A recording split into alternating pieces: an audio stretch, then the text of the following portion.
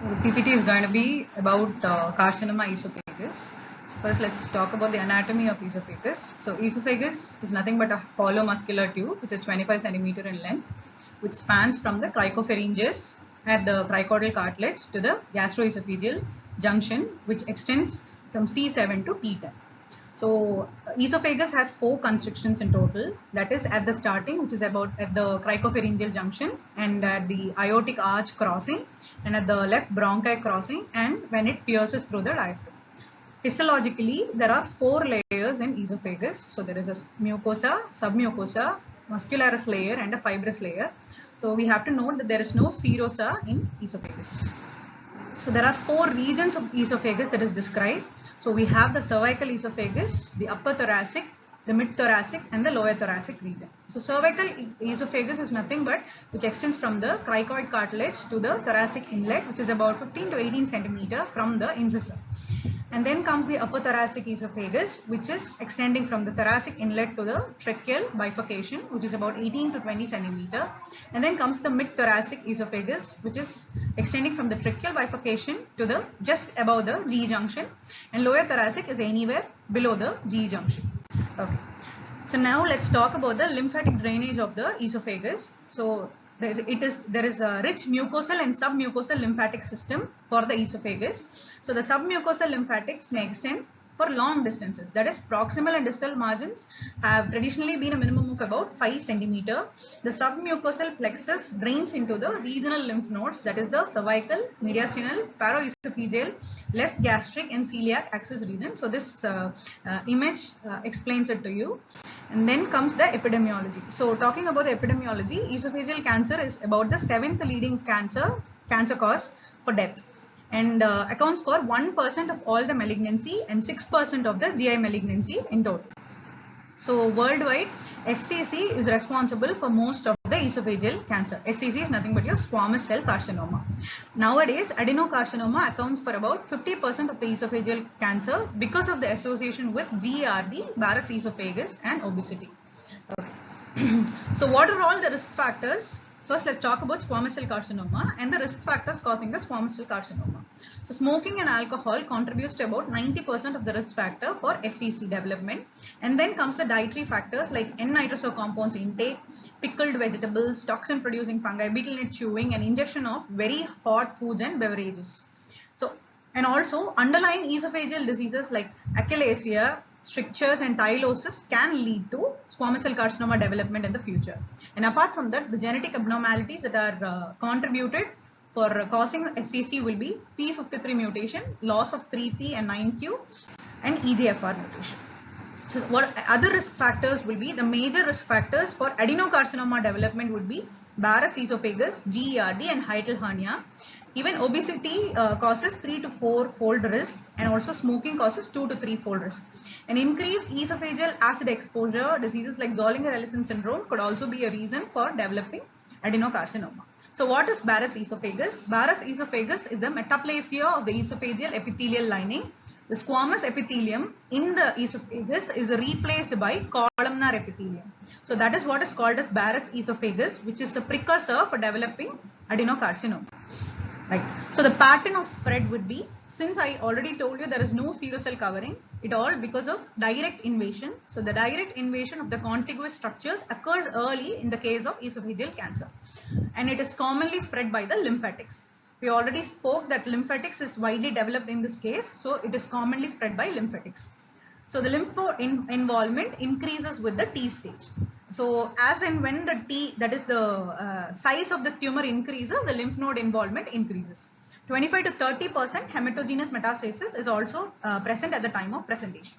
And the most common site of metastasis will be lung, liver, pleura, bone, kidney, and adrenal gland. The median survival rate with distant metastasis is only about 6 to 12 months. So then comes the pathological classification. So pathologically, we can classify this esophageal cancer into pre-invasive neoplasia and invasive malignancy.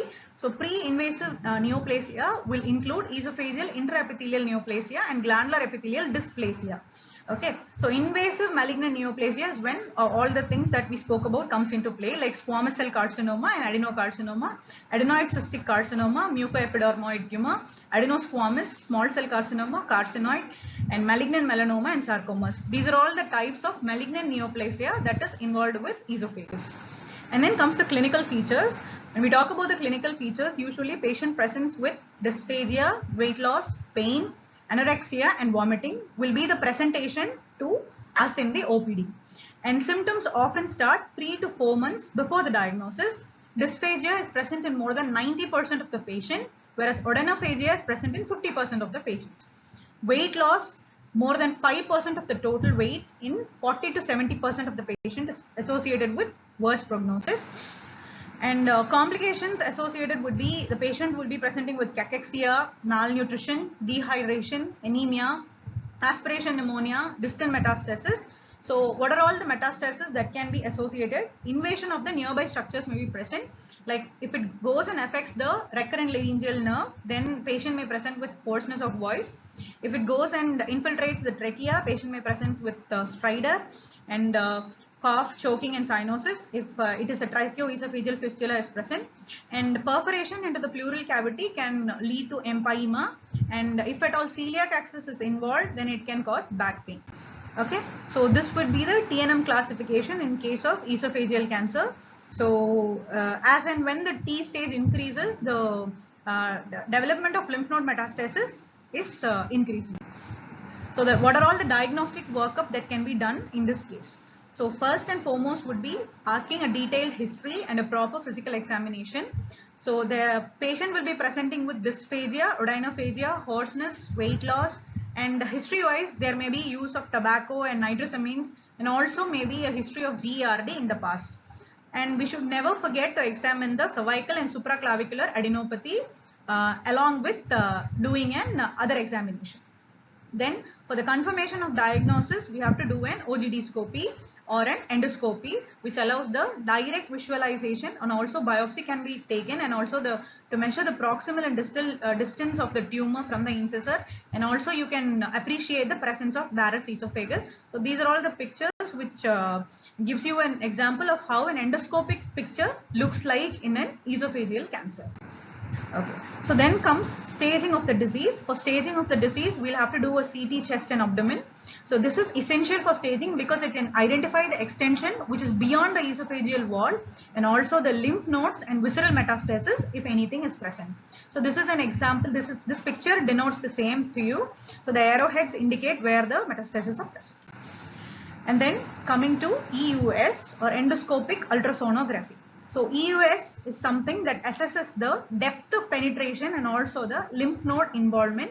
So this utilizes the technique of both endoscopy and ultrasonography, and also it is but compared with CT, this is not a reliable tool for evaluation of the extent of the esophageal wall, but still you can make out lymph node involvement and depth of penetration in this case. Then comes PET scan. So PET scan is proven to be a valuable staging tool. So it can detect up to 15 to 20% of the metastasis, which is not seen in CT and EUS. So this proves to be a better tool. So lower accuracy, but there is lower accuracy in detecting the local nodal diseases compared to CT and EUS. So distant metastasis can be very well made out in case of PET scan. An addition of PET to CT can improve specificity and accuracy of non-invasive staging as well. And then there is barium swallow, which we don't use it nowadays, but it is something that can delineate the proximal and distal margin as well as tracheoesophageal fistula. This is helpful for correlation with simulation films. And then comes bronchoscopy. This is done in order to rule out fistula in cases of mid-esophageal lesions. And then you have to do a routine investigation to rule out other causes. So what are all the treatment that is available for esophageal cancer? So there is surgery, radiotherapy and chemotherapy.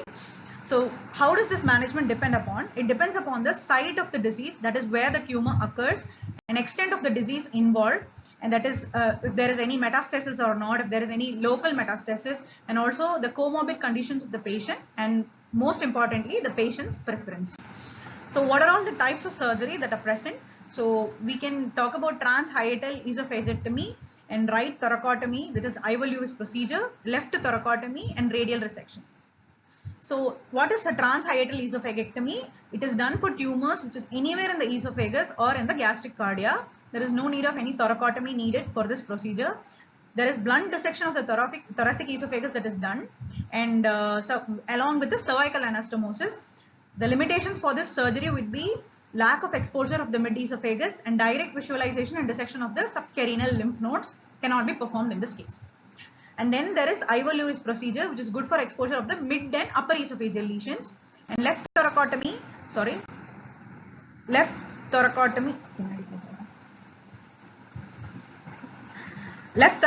can also be done. Apart from that, you can go in for chemotherapy and radiotherapy, but chemotherapy as such is not a which is a single tool as such, but it has to be combined with a surgery or radiotherapy. So in conclusion, esophageal cancer is the 7th leading cause of cancer death.